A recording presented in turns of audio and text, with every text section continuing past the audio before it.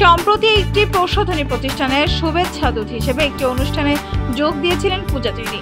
সেই অনুষ্ঠানের কিছু ছবি ছড়িয়ে পড়ে ফেসবুকে। সেসব ছবিতে পূজা চেরিকে একটু পরিণত বয়সে মনে হচ্ছে। এতে শুরু হয় পূজা চেরিকে নিয়ে নতুন চর্চা। নেটিজেনরা বলছেন প্লাস্টিক সার্জারি করেছেন পূজা চেরি। এছাড়া তার ছবি নিয়েও ফেসবুকের নানা গ্রুপে বিশ্লেষণ করছেন নেটিজেনরা। এই নিয়ে মুখ খুলেছেন এই নায়িকা। বলেন, ফেসবুকে মানুষের মন্তব্য দেখে আমি অবাক হয়েছি। আমি সার্জারি করিনি, কারণ জেনে বুঝে কেন আমি নিজের ক্ষতি করব। এই কাজ কোনোদিনই করতে চাই না আমি। পূজা আরো বলেন, দিন মাস বছর যাচ্ছে, আমার চেহারার পরিবর্তন আসছে।